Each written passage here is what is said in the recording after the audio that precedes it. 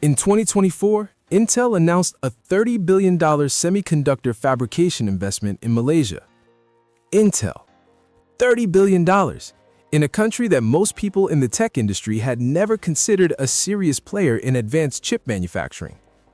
In the same year, Amazon Web Services announced a $6.2 billion cloud infrastructure investment. Google committed $2 billion. Microsoft committed $2.2 billion. NVIDIA began expanding its regional operations. TSMC, the Taiwanese chip giant that makes the processors inside virtually every advanced device on the planet, deepened its long-standing presence in the country. All of these companies, all of these numbers, all of them pointing at the same place, a small island at the northwestern tip of the Malay Peninsula that most of the world knows for its food and its heritage architecture and its UNESCO status. Penang, the food capital of Malaysia, the heritage city, the street art destination, and, quietly, for the past 50 years, one of the most important semiconductor manufacturing hubs on the planet, and now in the middle of the largest technology investment wave in its history. This is the story of how that happened and why it matters for the rest of the world far more than most people understand. Before we begin, subscribe to ensure that you never miss out on any of my videos. With that being said, let's get right in. Penang is two cities simultaneously. There's the city that the world knows, the UNESCO Heritage Zone, the hawker food, the street art, the colonial architecture, the multiculturalism, all of it documented and celebrated and visited in numbers that have transformed the island's tourism economy over the past 15 years. And then there is the other city, the industrial city, the city that spreads south of Georgetown, across the industrial estates of Bayan Lepas and the Free Industrial Zone, and the technology parks of Kulim just across the water on the mainland. The city of fabrication plants and clean rooms and test facilities and logistics warehouses, and the dense ecosystem of component suppliers, engineering services firms, and specialized manufacturers that exists to support the semiconductor and electronics manufacturing operations that have been the engine of Penang's economy since the 1970s. Most visitors to Penang never see this city. It is not on the tourist trail. It is not in the heritage guides. But it is the reason Penang is where it is economically, why it has the educated workforce it has, why it has the infrastructure it has, and why every major technology company in the world is currently making investment decisions that point at this island. Understanding both cities and understanding how they coexist and interact is essential for understanding Penang's present and its future. 1. How it started. Intel in 1972. The story of Penang's technology economy begins with the decision made in Santa Clara, California in the early 1970s. Intel had been founded in 1968 and was growing rapidly, but it faced a problem that semiconductor companies at the time all faced. The manufacturing of semiconductor chips required two fundamentally different kinds of work. The front-end fabrication, the actual printing of circuits onto silicon wafers, required expensive clean room facilities and highly skilled engineers, and was best done close to the design teams in the United States. The back-end assembly and testing, the cutting of wafers into individual chips, the packaging of those chips into casings that go into products, and the testing of finished components was labor-intensive, relatively lower skilled, and a significant cost at American wage rates. The solution the semiconductor industry converged on was geographic separation. Do the front-end fabrication in the US, ship the wafers to low-cost manufacturing locations in Asia for back-end assembly and test, ship the finished components back to the US for integration into products. Intel surveyed the options available in Asia in the early 1970s and chose Penang.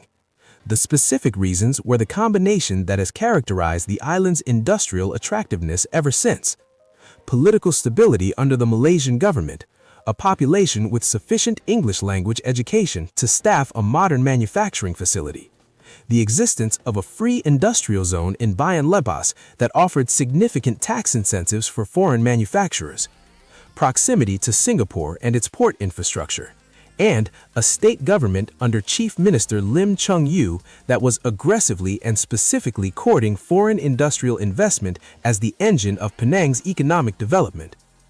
Intel's Penang facility opened in 1972. It employed around 100 people in its first year.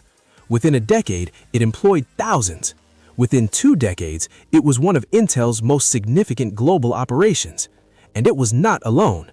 The success of Intel's Penang operation attracted National Semiconductor, AMD, Motorola, Hewlett-Packard, and dozens of other technology companies who made similar calculations and reached similar conclusions about the island's suitability. By the 1980s, Penang had become the Silicon Valley of the East, a phrase that was used at the time without full appreciation of how apt it would prove to be. The industrial infrastructure, the engineering workforce, the supply chain ecosystem, and the institutional knowledge that accumulated around those first manufacturing operations would compound over the following decades into something that could not be replicated quickly elsewhere. The companies that had come for cheap labor stayed because of something more valuable than cheap labor: depth. 2. What 50 years built? The technology investment coming into Penang today is not arriving in a vacuum. It is arriving in a place that 50 years of industrial accumulation has prepared for it in specific and non-trivial ways. The engineering education ecosystem is the first element. University Science Malaysia, established in Penang in 1969, was from its inception oriented toward the science, technology, and engineering disciplines that the industrial base required. The growth of the semiconductor industry created demand for electrical engineers, materials scientists, process engineers, and technicians that the university system responded to, producing graduates who joined the industry and a feedback loop between industrial demand and educational supply that deepened over generations. Today, northern Malaysia produces engineering graduates whose qualifications and practical orientation are recognized and sought by the global technology industry. The supply chain ecosystem is the second element, and arguably the more significant one. A major semiconductor manufacturing operation does not exist in isolation. It requires precision component suppliers, specialized chemical suppliers, equipment maintenance services, logistics infrastructure, testing and calibration services, and hundreds of other specialized inputs that cannot be sourced from a catalog and air freighted in. They must be physically proximate, reliably available, and technically capable of meeting the demanding specifications of semiconductor manufacturing. Penang's 50-year industrial history has produced exactly this ecosystem. The component suppliers, the tooling companies, the specialized logistics operators, the engineering services firms, the testing houses, all of them exist in the industrial zones of Penang and the surrounding region because the semiconductor companies required them. The semiconductor companies being there made them viable, and their viability attracted more semiconductor companies. The ecosystem is self-reinforcing in ways that are enormously difficult to build from scratch and enormously valuable once built. The institutional knowledge embedded in the workforce is the third element. The engineers and technicians who have spent careers in Penang's semiconductor industry carry knowledge that exists nowhere else in quite the same form.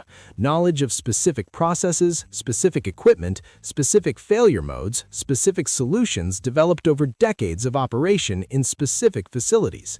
This accumulated human capital is not transferable by policy or by capital expenditure. It exists in the people, and those people are in Penang. 3. The geopolitical tailwind.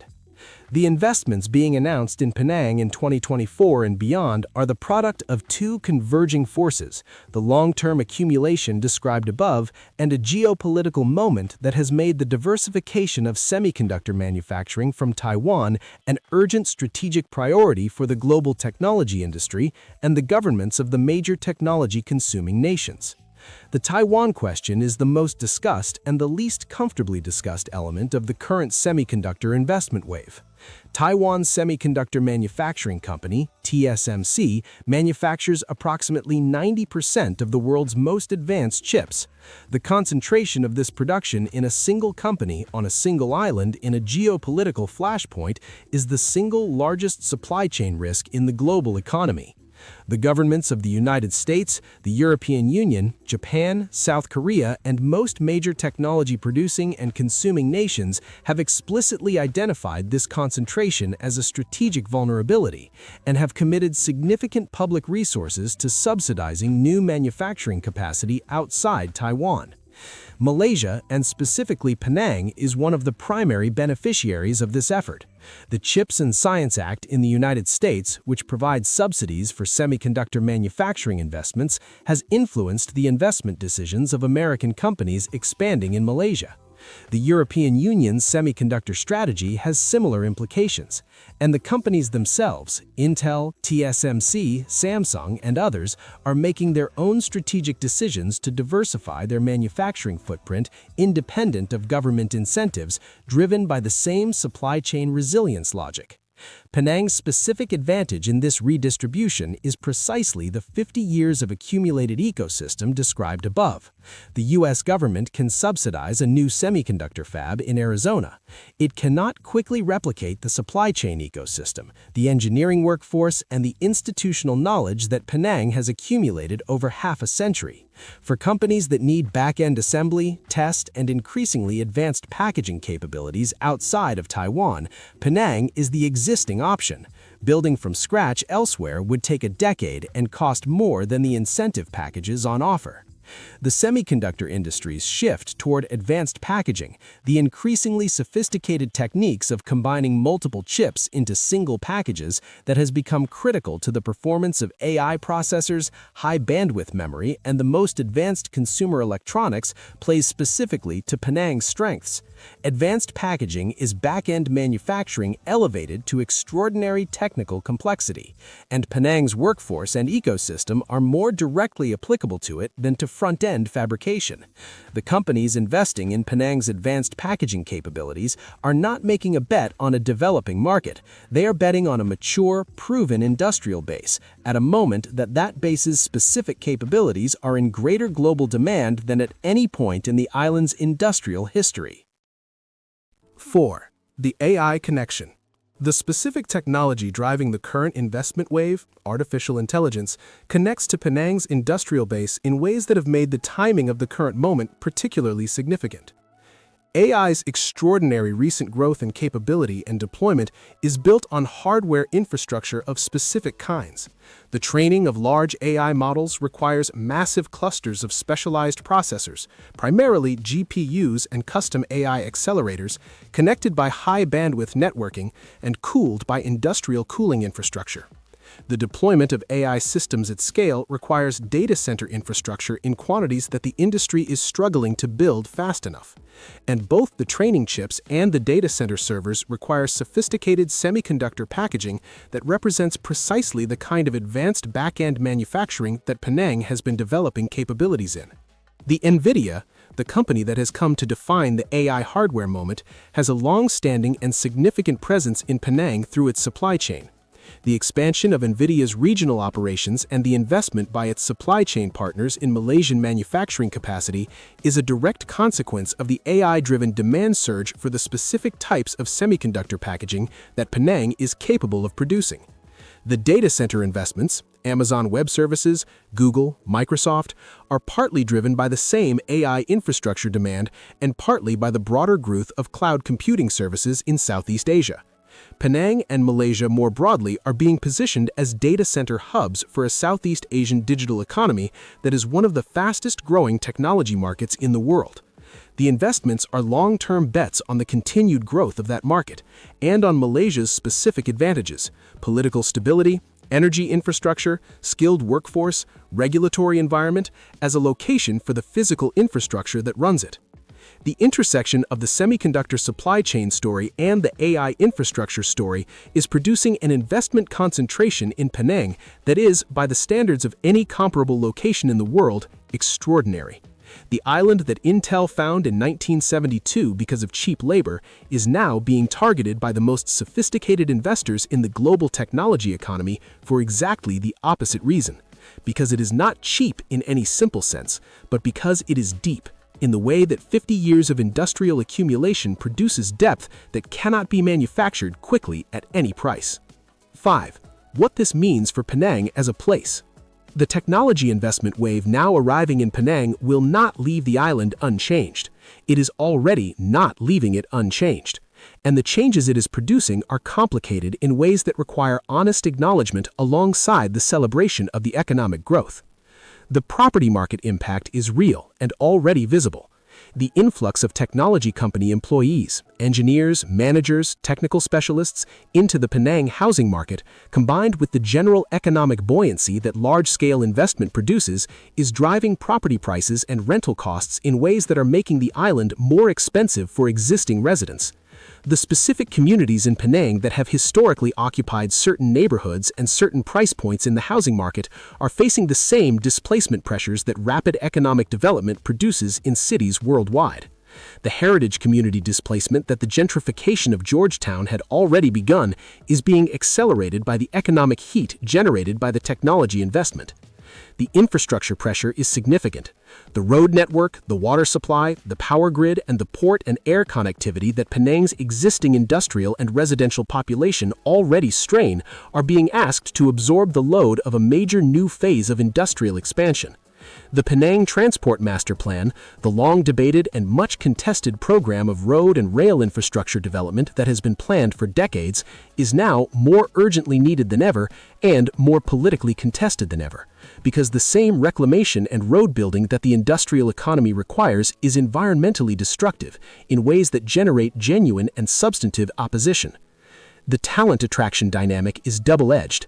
The technology investment is creating demand for engineering and technical talent that the Malaysian education system and the regional labor market are working to meet. But the demand is growing faster than supply, and the gap is being filled partly by international talent that adds to the demographic and economic complexity of a city already navigating the tensions between its heritage community and its increasingly cosmopolitan population. And there is the question of what Penang's future identity will be. The island has always been multiple things simultaneously: trading port, colonial outpost, multicultural heritage city, industrial manufacturing hub. The technology investment wave is adding a new identity layer: regional technology capital, that will inevitably reshape the relationships between the others. The city that emerges from the current investment cycle will not be the city that received Intel in 1972 or the city that received UNESCO recognition in 2008. It will be something new, and the specific character of what it becomes will depend on political choices, community choices, and planning choices that are being made right now. 6. Why this matters beyond Malaysia.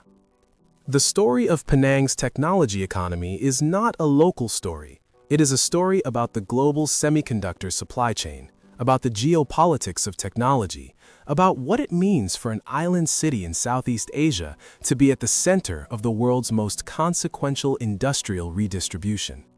The semiconductors manufactured in Penang are in the devices, the cars, the medical equipment, and the military systems of every developed economy on Earth.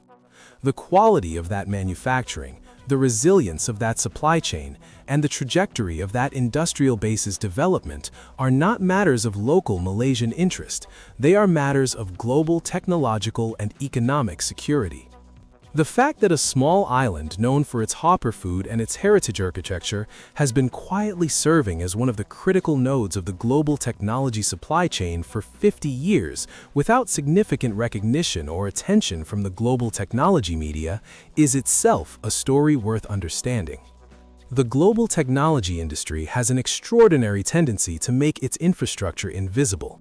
The data centers are outside the city. The fabrication plants are in industrial zones. The supply chain is abstracted into logistics.